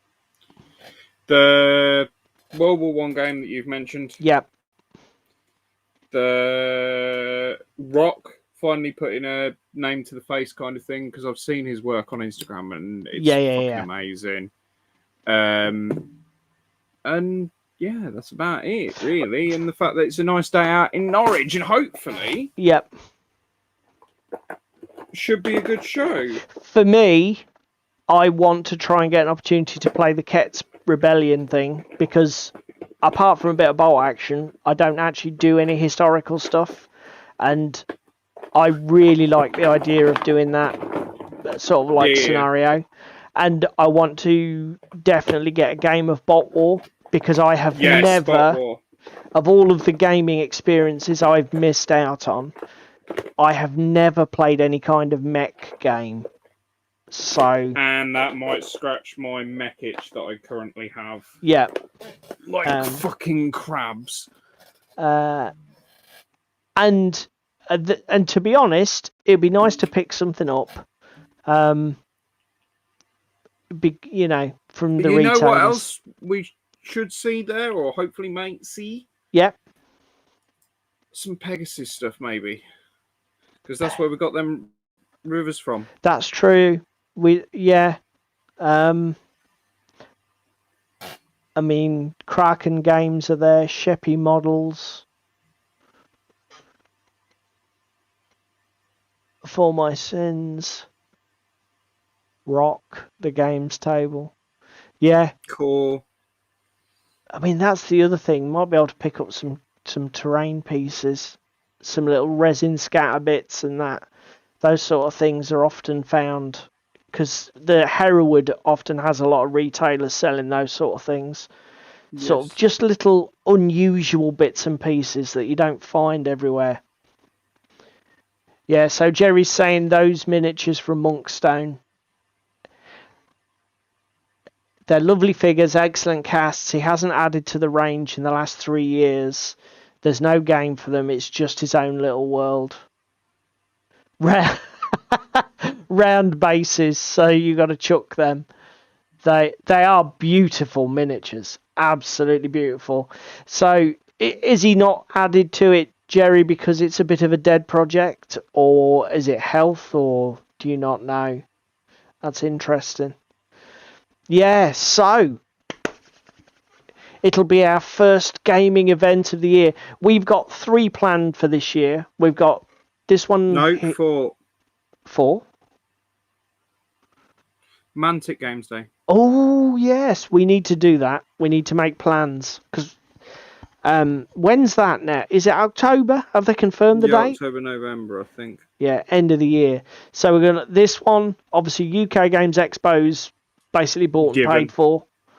That's planned in. We've got Hereward War Games in September, I think, here in Peterborough, which is literally just up the road. And then, obviously, as David said, we wanted to try and go to the Mantic Open Day at the end of the year for that. 21st of October for Mantic. So Gerry's already got it on his calendar. Are you going to be there, Gerry?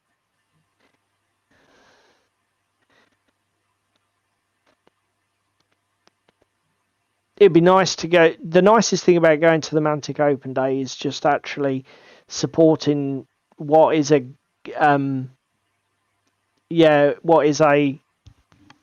company that is basically going from strength to strength to strength. They're absolutely killing it for me. Mantic are. I'm talking about getting Dead Zone on the table with my mate Ricky. Armada we're already enjoying. Unfortunately, I couldn't convince David that Kings of War was amazing. Damn. But yeah, but there's nothing stopping me buying Mantic miniatures and I don't know, playing Hobgoblin. Yeah, understandable. Limburg, a bit expensive to come for a weekend. And you've got to try Firefight yet. Does that appeal to you? Firefight? I'm not sure. Okay. Why? What are you not sure about? Just mass sci-fi. I'm enjoying my skirmish. Okay, that's fair. We don't want to bully you into anything. At least not on camera. Like painting... Not on camera where the internet can see and I might be held accountable. Painting a bolt action army in 2 weeks that I've got to get done at some point this year. Yeah, well, I have no sympathy. You brought that on yourself. Yes, but counterpoint is you're actually quaking in your boots now. No, I'm not. It'll be fine. There's no way you'll do a man. You won't do a whole bolt action army in 2 weeks, will you? Let's be sensible here. Yes. No, it'll not happen. I have basically won that bet.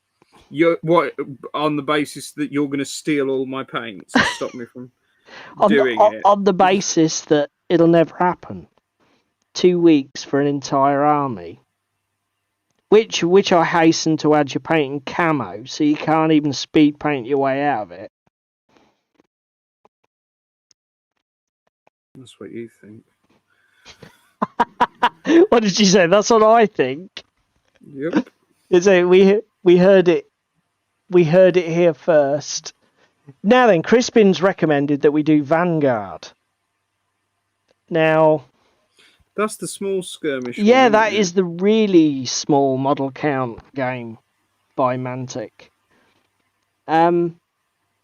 I've heard that was a little bit clunky and involved for what it was. But have you played it, Crispin? Do you recommend it?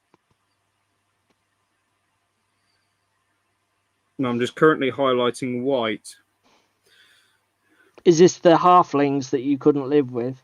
Mm-hmm. Can't live with it without the highlights on them. It's made the world of difference.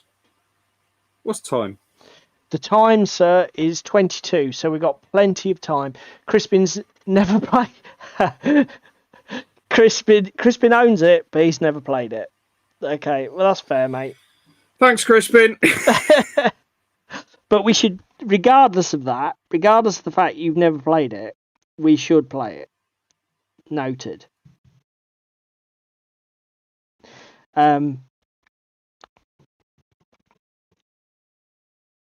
It is, to be fair, it reminds me a lot of Mordheim because it's square bases from memory. You know what I want to play some more of this year? Go on. Mordheim. Have you played any? Yes. Oh, I didn't know. I have a pirate list, don't I? I don't know. Led by Captain Nimue. I don't even remember, mate. Was that something that we did years ago, presumably? That was, before you went away to Butte. Jesus. We played some over at DW's house and on your foreground terrain, and fucking you got a cannonball fucking wrecked your one of your leaders from memories. Well, to be fair, I don't need convincing too hard to play some more time, mate. If you want to do that, that's easy. That's the easiest thing in the world to do.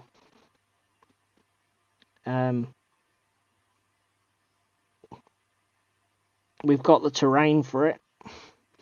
I have the models. You finish painting it. All of the rules are free. I don't have any more time stuff to paint, do I?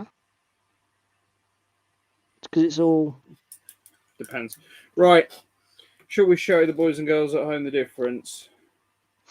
Your white highlighted halflings that you've rescued. Yeah. Let me Let's just do turn that. my camera on. So what have we got here? It's good. Sorry, my face is going to just get obliterated by the light a second. That's fine, mate. There you go. So that's highlighted. Okay. I wouldn't say it's a dramatic difference. Obviously, you're happy That's with it. unhighlighted. Oh, no, okay. I'll let you have it. Yeah, there is more definition. Definitely more definition. Yeah. I'm going subtle on the highlights because again, contrast it isn't the most what's it called? Like the contrast, like the hair's been painted and highlighted with normal paints. Whereas everything else on that menu is contrast, but it's subtle enough that it looks like it's contrast. Yeah, I think you've got to be careful because if you have that, like everything else is contrasty, and if you make those models really stand out, they'll look a bit weird. I love that orange. It's not. That's hair, isn't it? Yeah. It's not a hood. It doesn't have a great deal of shading or contrast effect in the I'm light going there. to go and put some in. Does it look better in the flesh? It does. It look looks a little better flat. in the flash. It's a little flat. I'm going to go put some in. And then we have the blonde. That looks better.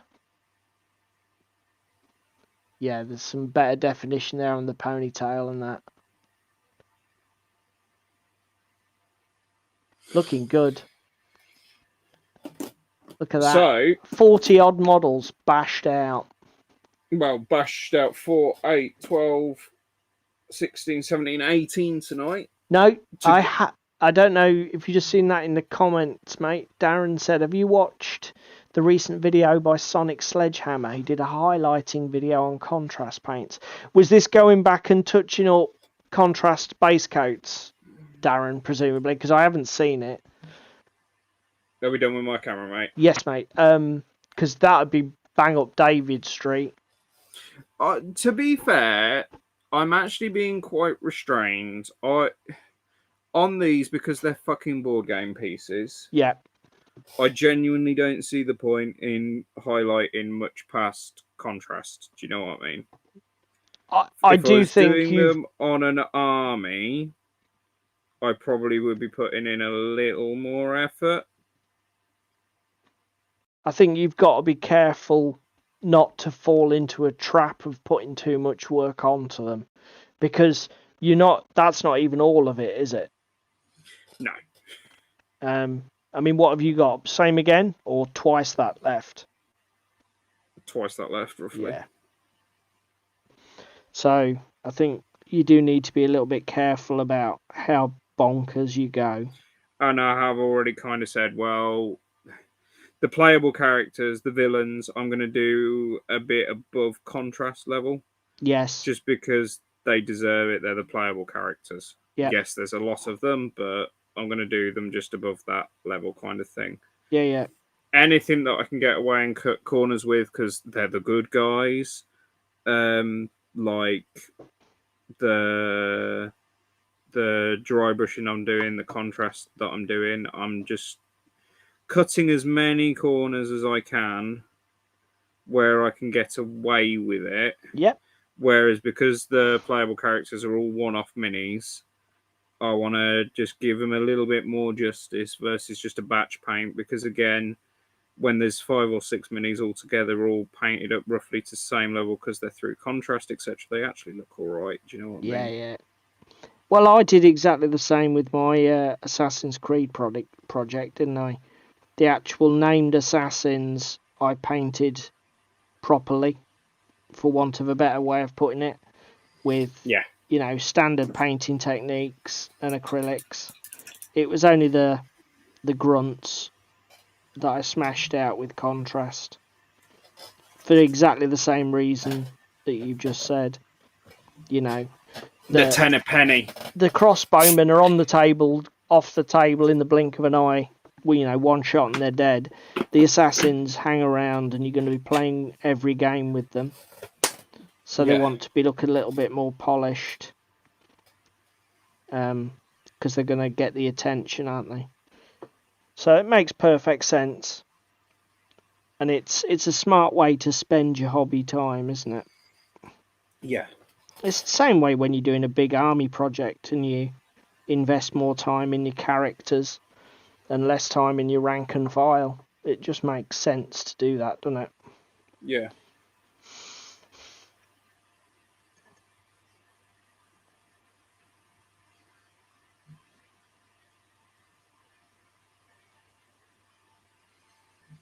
Oh dear. Right. So, like I say, we're just picking out the odd detail now in proper paints because I don't want to contrast paint them, or contrasts won't necessarily give me the colour and definition that I want. Yeah.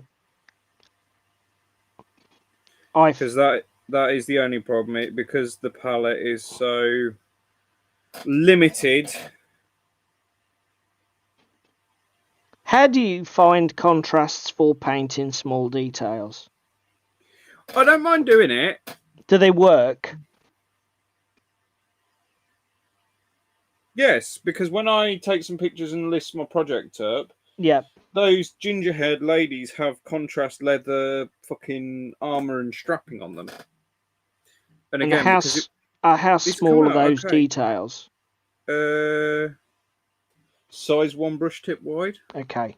Because that is the one thing that I will say about the Army Painter speed paints, fan as I am, because of the way they flow, actually, to do very, very small details, like the iconography on the crossbowman's tabards, it didn't work, because you just, as soon as you touch the brush to the model, the stuff bleeds out. Yeah. And it's not, it doesn't work, is the best way I can put it. It's a task for which that product isn't suited. So like, I had to go in and do them in just standard acrylics. Things like iconography and badges, they're just way too small. Well,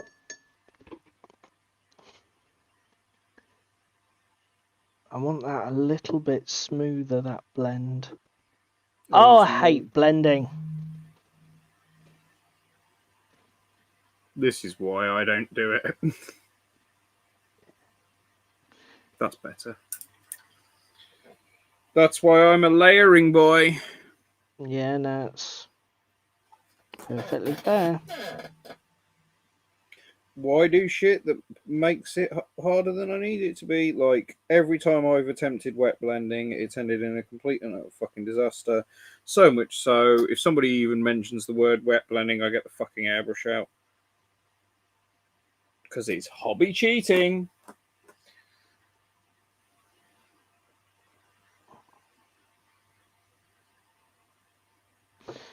There we go.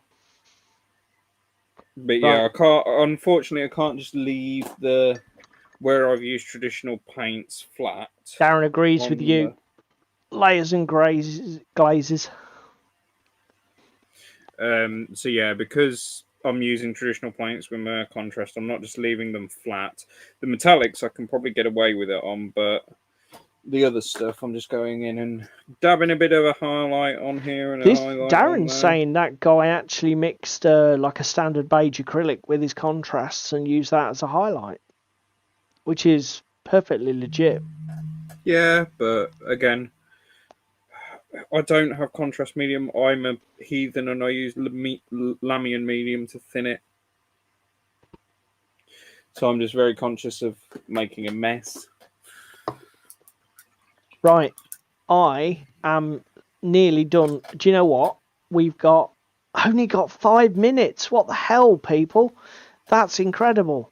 That's gone too quick. Oh, right. I just need to check my painting blog or my painting. Oh, and I will try. Yes.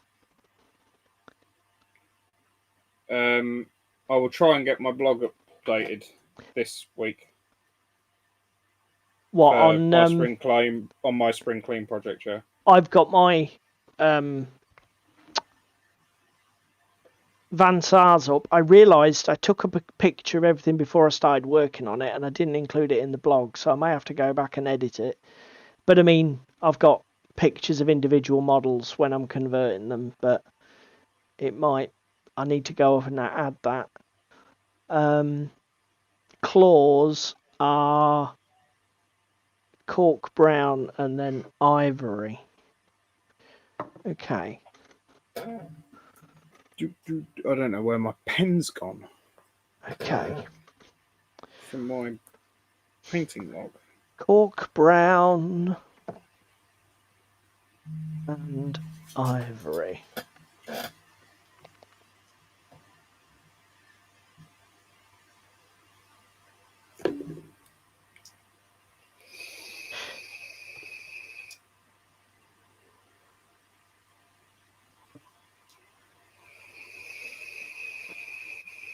Ugh. So,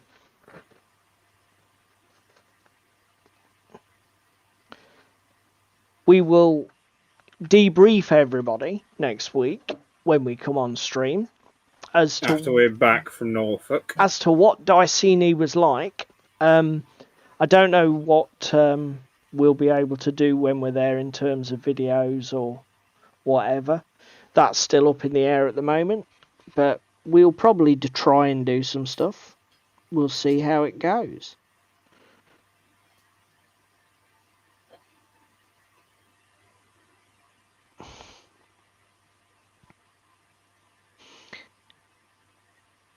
I think you're the only one of our current viewership who's in England, Darren. Are you? And I think it's probably a bit too far for you to come, so I shouldn't think we'll see you there. He's a northern lad. Yep, he is.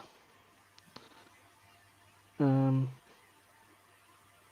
hopefully we'll have talked a few people from our area into coming to it.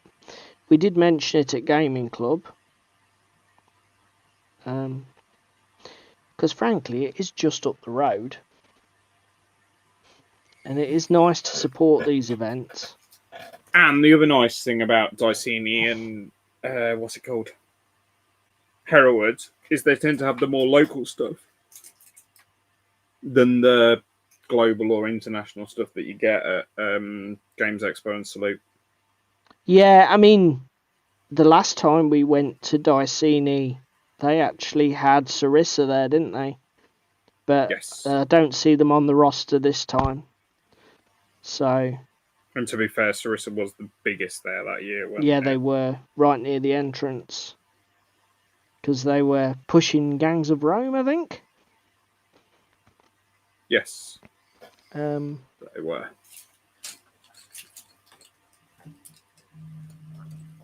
Does that game interest you? Don't know. Don't really know much about it.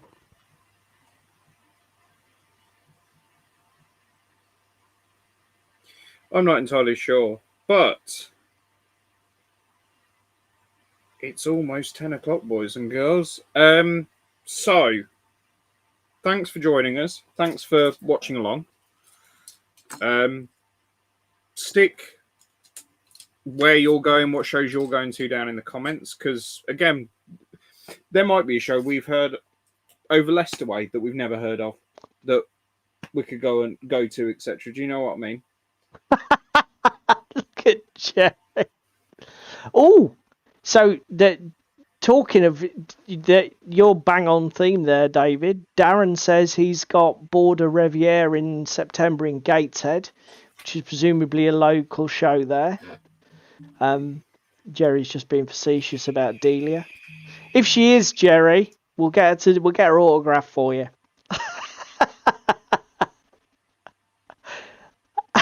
I'm sure I'll find one of her cookbooks in a local charity shop. She'll sign it. It'll be fine. So yes, as David was saying, you'll have to let us know in the comments below. Local gaming shows or the more obscure ones. Just put them down below. Because there is it Patriot in Newark? Patriot Wargaming Show? Not a clue. At Newark Airfield? I've got a feeling that's a thing. But I don't know if it's on this year. Gerry, look at him, sweet.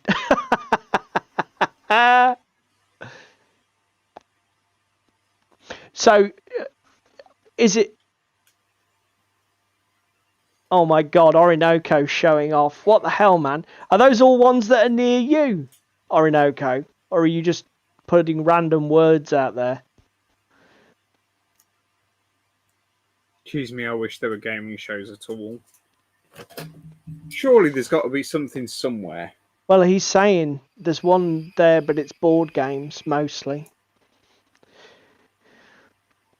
That's a shame, Limburger, because where are you? Holland? Dutch, aren't you?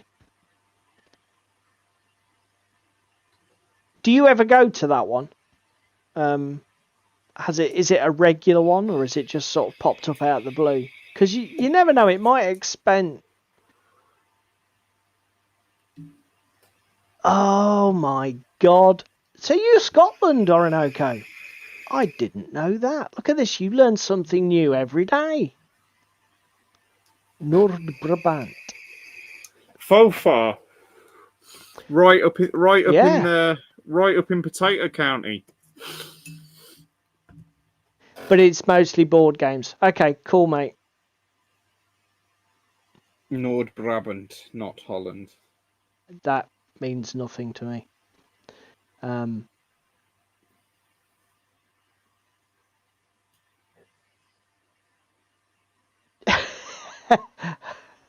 Who are Wimbledon Common?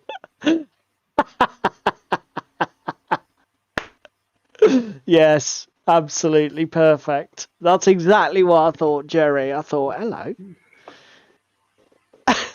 And he must be fucking cold wandering around up there in nothing but a red scarf and a floppy hat.